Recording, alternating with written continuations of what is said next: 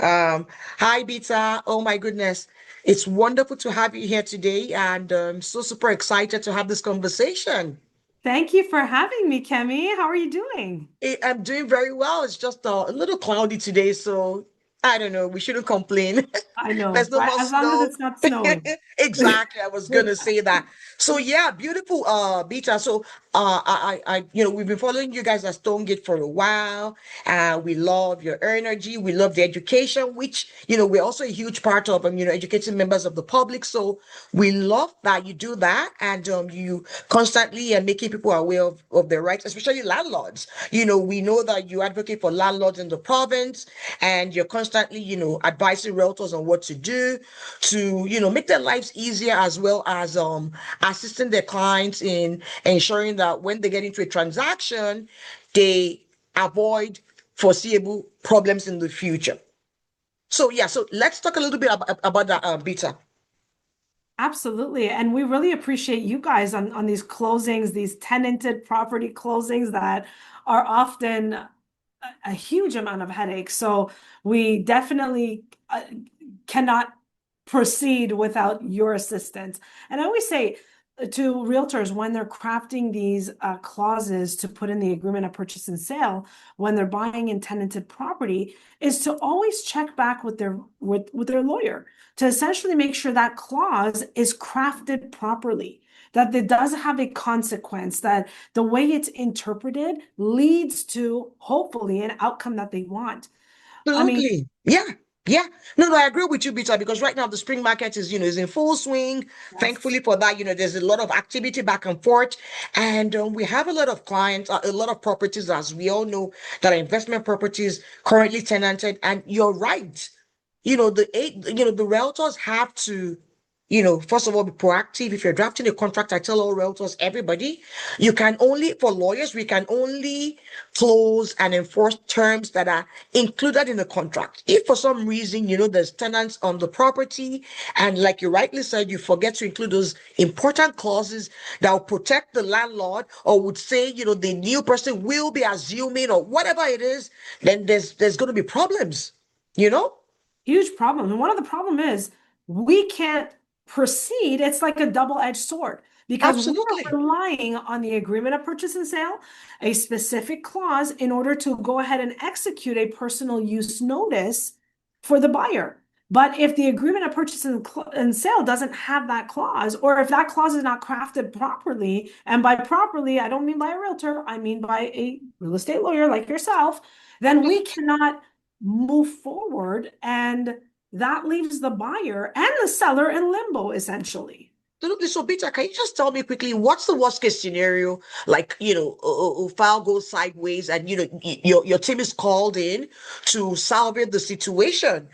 Perhaps the realtor forgot to or neglected to put in that clause, or didn't cover the bases very well. You tell me, what have you seen? What's the worst case scenario? Deals falls apart.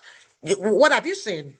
I mean, we try not to make the deal fall apart. I mean, we never make the deal fall apart. It's what we enforce or what we try to tell the agent to go back and do. The problem is going back and doing it. It's fine if an agreement of purchase and sale is in the negotiation process and we say, Correct. well, you need to add this clause, you need to amend it to add this clause. The problem is after the fact, when the offer is firm, when it's about to be firm, that I say, hold on, we can't serve an N12 for buyer's own use because you don't have the direction clause. So now Absolutely, Peter. you have to go back. You have to talk to the other side. You have to get them to agree to it in order for us to serve, which is going to affect your closing.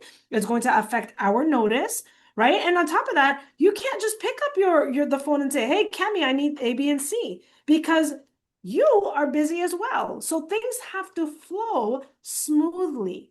And if it's not a seamline transition from when the offer is put in, when it's firm, when it comes to us, when we serve, it can cause delays.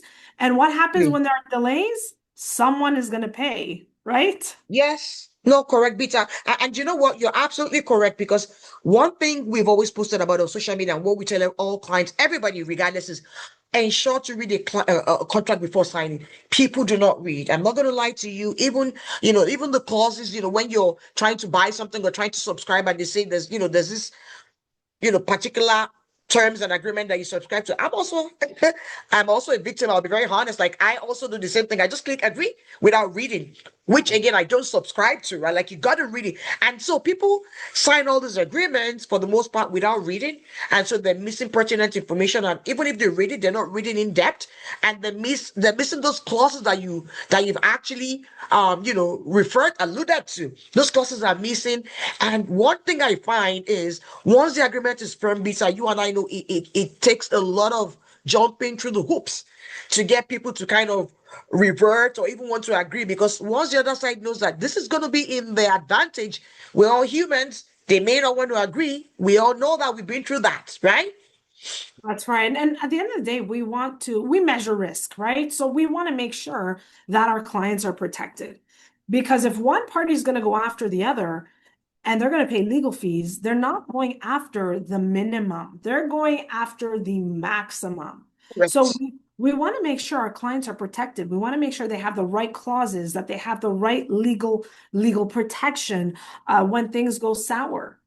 So always make sure, guys, as agents, that you're crafting the right clause and you're not doing it yourself. I always say, don't jump over the dollar to pick up the nickel. Go to the right professional, Yeah, right? If your tooth hurts, you're not going to go say, okay, well, give me a set of pliers, let me pull them out. No, you're going to go to absolutely. the Yeah, right professional, and your tooth is going to cost you a couple $1,000s to fix, right? absolutely. Yeah, no, no, So I why agree, not Bita. hire the right professional to make sure you're protected, because that Yes, couple $1,000s could be $50,000 through the board and even exactly. more in a higher court. Exactly. And you know what I tell people, Bita? The justice system, we got to be realistic, takes time. So again, like you said, if things are done properly, right clauses are put in there, and we don't have all those drafting errors or things that we have to keep begging, either the buyer or seller to sign, then they make your job and your life easier. Because again, you don't decide the dates that you get at the LT, that the landlord and tenant board and all that stuff. But if everything that precedes is easy, then you helping them get the right result, all things being equal, would also be fairly easy. Am I correct? Absolutely. And I always say, remember, when you're going through the landlord and tenant board, nothing is absolute, right? Case law Yep. at the board is not binding, it's persuasive. And for those of you who don't understand what that means is just because a matter was decided one way for Bob doesn't mean a similar matter will be decided the same way for Jane, right? You have to advocate your position. Nothing is absolute at the landlord and tenant board, and case law is persuasive. So you want to make sure that your T's are crossed. You want to make sure that your I's are dotted, such that when we're in front of the board, when we're in front of that board member, when they're asking us, where's the clause in the APS? You know where it is. Is it crafted properly? You know there is. Is there a consequence? Yes, there is. Right? Can the buyer extend the closing without penalty? Yes or no, they can or cannot. Can you guarantee vacant possession, or did you guarantee vacant possession? Yes or no, whatever the case is.